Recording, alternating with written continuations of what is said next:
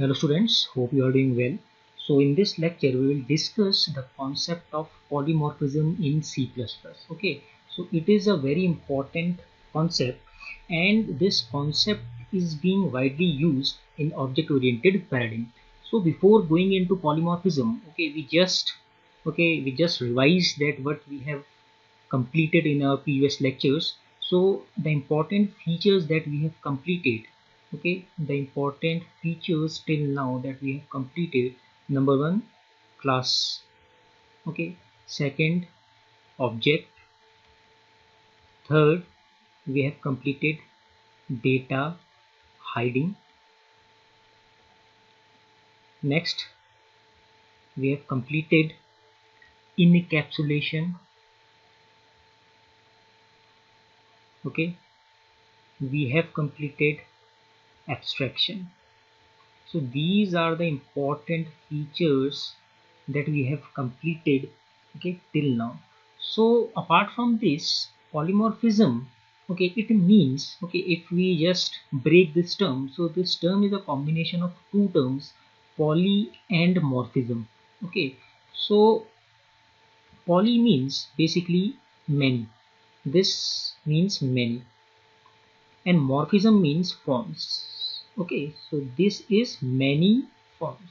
Any entity, that can behave in a different forms, it is known as a polymorphism. Okay, so for example, if I take an example, for example, if there is a statement that sum, okay, two numbers. So let us suppose this is a statement, sum two numbers. So this sum, this sum is a common entity, and the numbers can be, the numbers can be integer, integer, the numbers can be integer, float, the numbers can be double, integer, and so on, and the list goes on. So here, this entity sum, it is common to, integer, integer, this entity sum, it is common to integer float. This sum, this entity is common to double int, but the behavior of this entity is different. So this entity has different forms. So in the first scenario, this sum is to add two integers. So we are adding two variables of type integers. The second scenario is we are adding, one integer variable and another is the floating type variable. The third scenario is we are adding one double type variable and the second is the integer type variable. But the operation is same. The entity is same. The operation or the interpretation of the result is same. The interpretation is we have to sum. But what we have to sum, it is being decided by the type of the numbers. So the process has to be decided that what is the type, what is the operation that we have to follow on that particular entity. So also we can take a live example of this polymorphism. So we can say that we have a person, for example. We have a person. So this person can act. It can act as an employee. It can act as an employee to his employer. This person can act or can behave as a son to his parents. This person can act as a father, to his child. This person can act as a brother to his sister, and so on. So you can say that this entity is a common entity, but the characteristics or the behaviors or the actions of this entity is different. This entity has different forms depending upon its behavior. It can act as a employee, it can act as a son, it can act as a father, it can act as a brother, and so on. So this is a real life example that how we can define a polymorphism in real world. So in similar way, in technical way, in programming way, this polymorphism, can be achieved. So you can say in programming environment, in programming, okay, the polymorphism can be achieved, okay, it can be achieved, or you can say it can be implemented, okay, by. So there are different ways in which we can implement or we can achieve polymorphism. Okay, so you can say it is a different types of polymorphism. Now the category of polymorphism is in picture. Okay, so different types, or you can say categories. Okay, different categories of polymorphism.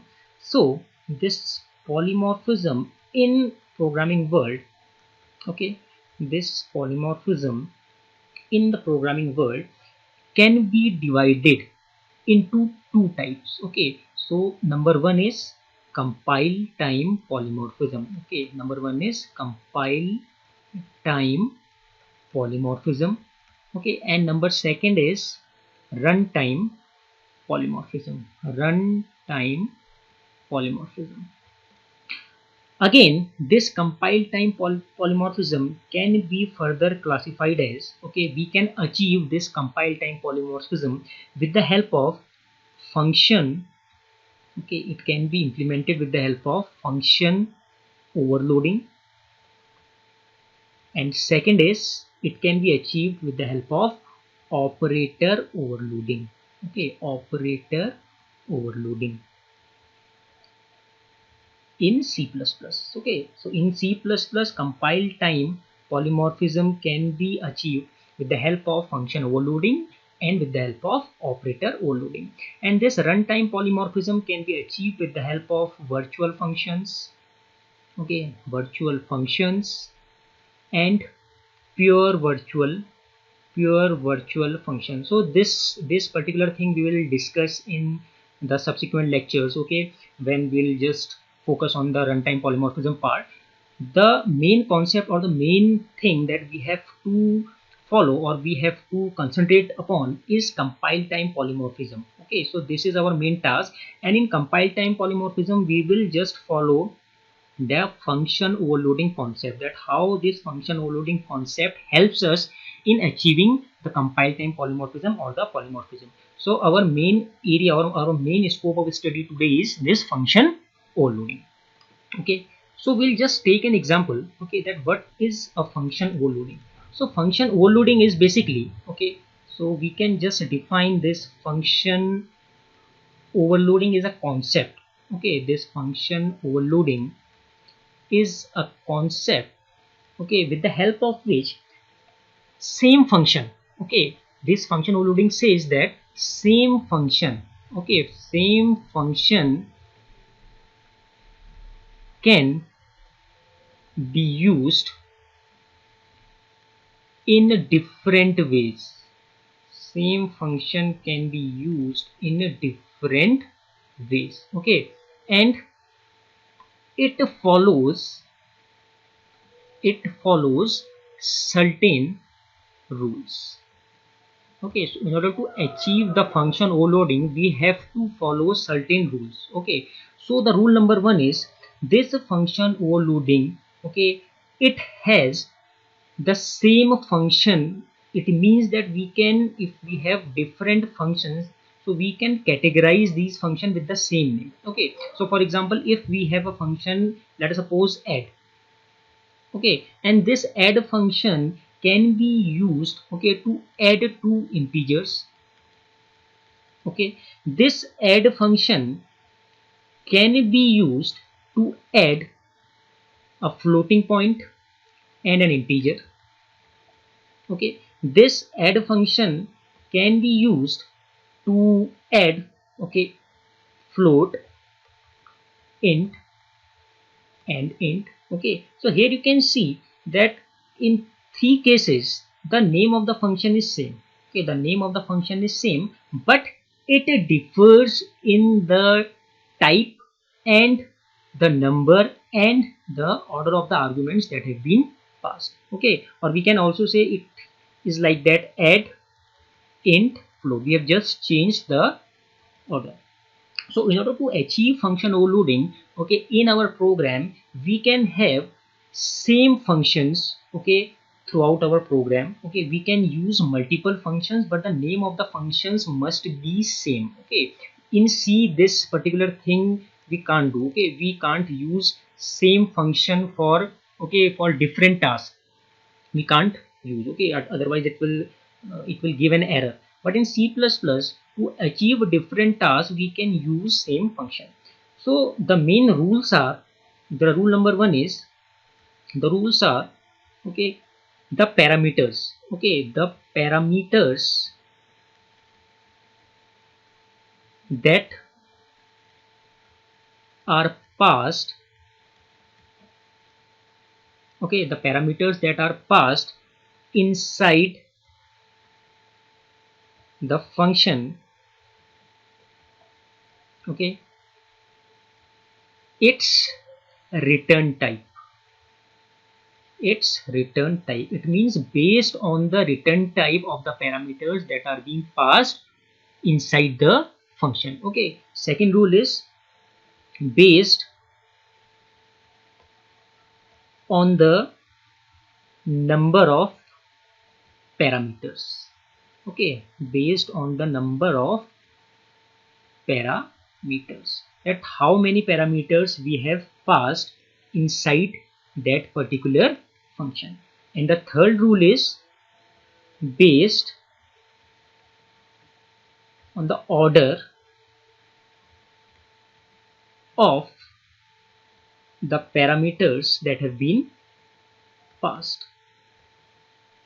Okay, so there are three rules with the help of which function overloading can be implemented in a C++ program. Okay, the number rule one is on the basis of the type of the parameters. Okay, basis of the type, number of parameters,